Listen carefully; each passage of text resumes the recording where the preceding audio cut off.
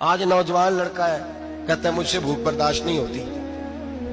میرے بھائی رب بیماری لا دینا, اللہ سے دعا مانگے اللہ شفائیں عطا فرمائے, اور دعا کرے اللہ آزمائش سے محفوظ فرمائے.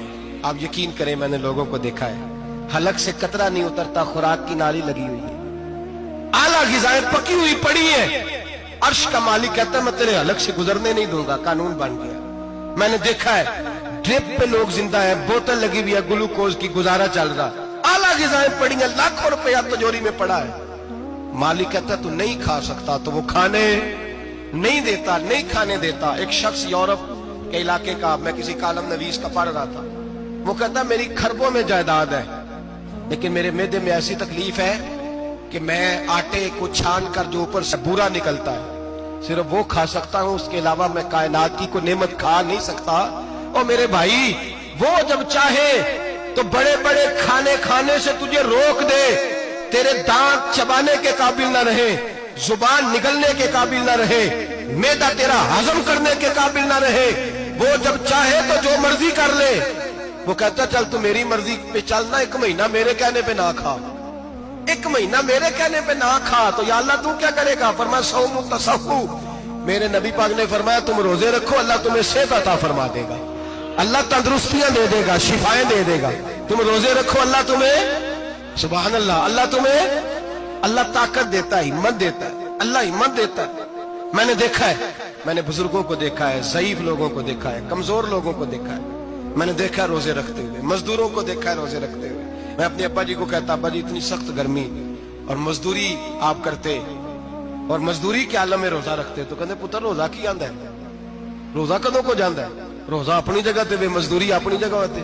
اور کئی دفعہ مینوں فرمان لگے, مینوں یاد سمجھ کوئی نہیں لگدی, پتہ نہیں روزے چ اللہ طاقت کتھوں دے چھڑدا ہے, نہیں زیادہ کام بھی زیادہ کریدا ہے تے روزہ بھی.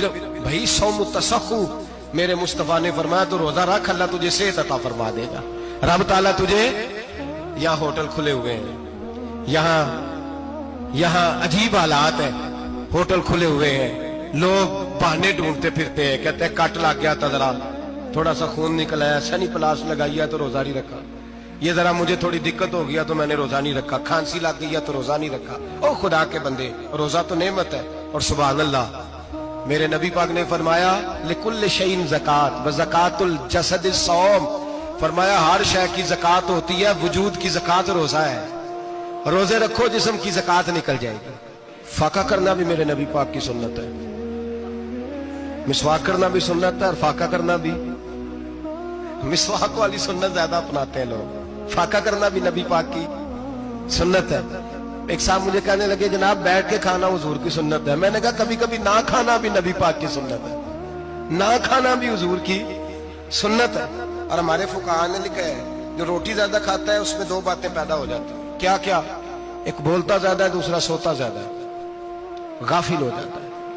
فقہ اور حکیم اطباء ڈاکٹر کہتے ہیں کہ پیٹ خالی رہے نا جس آدمی کا, اس کا حافظہ مضبوط ہوتا ہے, اس کے ذہن کی گرہ کھلتی ہے. زیادہ کھانے سے تو خماری چڑھتی ہے, دماغ ڈھونڈتے پھرنا روٹی کدھر سے آج اچھی ہے, گھر میں نہیں پکی تو ہوٹل چلے جانا, کھانے کے سوا اور کام ہی کوئی نہیں. اور صاحب میرے نبی پاک علیہ السلام نے فرمایا کافر 7 آنتوں سے کھاتا ہے, 7 آنتوں سے, اور فرمایا میرا مومن 1 آنت سے کھاتا ہے. اس کے وجود میں کھانے والی 1 آنت ہے, کافر 7 آنتوں سے کھاتا ہے.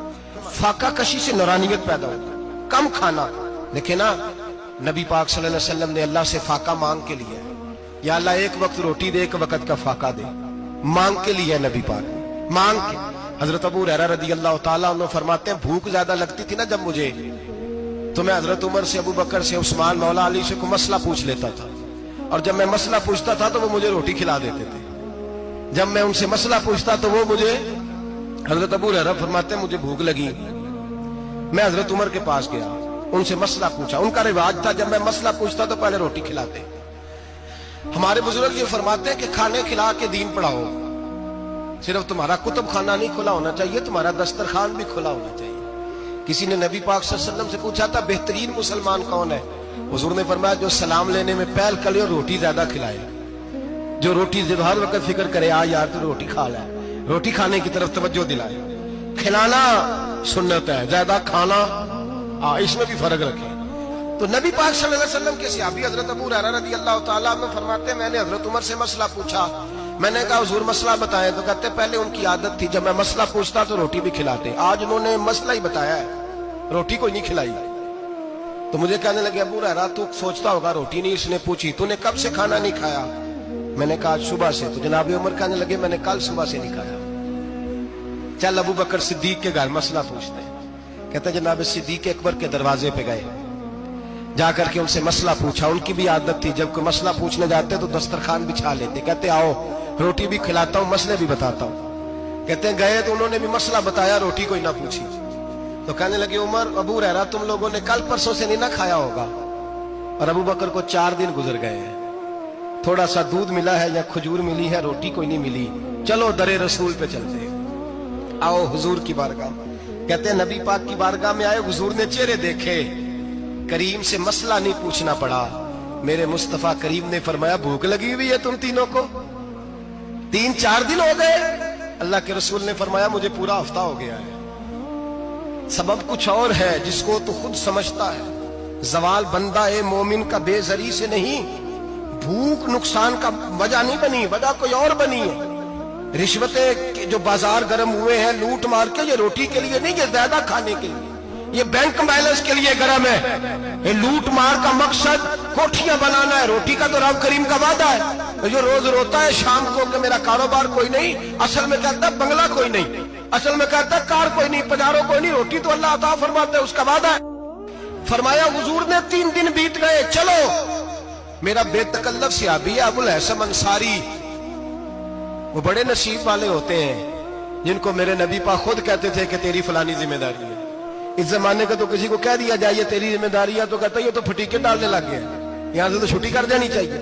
خوش ہوتے تھے صحابہ کہ ہماری ذمہ داری لگی. کہتے ہیں حضرت ابو الحسن انصاری کے گھر گئے, نبی پاک نے فرمایا بھوک بڑی لگی ہے کھانا لا. کہتے ہیں حضور نے اسے کہا تو اس آدمی کو تو وجد ہی ہو گیا. اس نے کہا میرے اتنے نصیب کہ حضور کا یہ کھانا کھلا. آؤ دیکھو دنیا والوں, آج جو سب سے زیادہ عزت والا ہے وہ میرا مہمان بنا ہوا ہے. فرماتے ہیں وہ دوڑے گئے, بکری اٹھائی, ذبح کی, بیوی کو کہنے لگے روٹی تیار کر. ادھر کھجوریں توڑی, انگور توڑے, کہنے لگے حضور آپ جب تک تناول کریں تب تک کھانا پک جاتا. حضرت عمر کہتے ہیں روٹی پک کے آئی, بڑا پیارا گوشت, بڑا اچھا سالن, بڑا خوبصورت خلوص والا کھانا. فرماتے ہیں میں نے بڑا ہی کھایا. نبی پاک نے نا ایک روٹی لی اور چھوٹی چپاتی, تھوڑا تھوڑا سالن کونوں سے, اور جب نبی پاک نے کھا لیا تو حضور کی آنکھوں میں آنسو آئے. حضرت عمر کہنے لگے حضور روئے کیوں؟ نبی پاک نے فرمایا سوچتا ہوں 7 دن کے فاقے کے بعد کھایا ہے, پر ڈرتا ہوں رب اس کا حساب پوچھے گا تو جواب کیسے دینا ہے, اس کا حساب بھی تو دینا ہے نا جو کھایا ہے. تو حضرت عمر فاروق کے ہاتھ میں کچھ چیز تھی, زور سے زمین پہ ماری, کا محبوبہ 7 دن کے بعد بھی روٹی کھائے تو حساب دینا ہے. نبی پاک فرمانے لگے عمر وہ مالک ہے نا, تو جب دیتا ہے تو حساب نہیں لے سکتا, حساب تو دینا ہے, حساب تو دینا ہے, تیاری رکھو. صحابہ کرام فرماتے ہم نے ارادہ کیا کہ آج کے بعد ہم پھر فاقے کریں گے, کم کھائیں گے, اس لیے کہ حساب دینا ہے. میرے بھائی وہ فاقہ کشی کرتے تھے, ڈرتے تھے. وہاں تو لوگ کھا کے بیمار ہیں, کھاتے جا رہے ہیں, سوتے جا رہے ہیں, کھاتے جا رہے ہیں, سوتے جا رہے ہیں.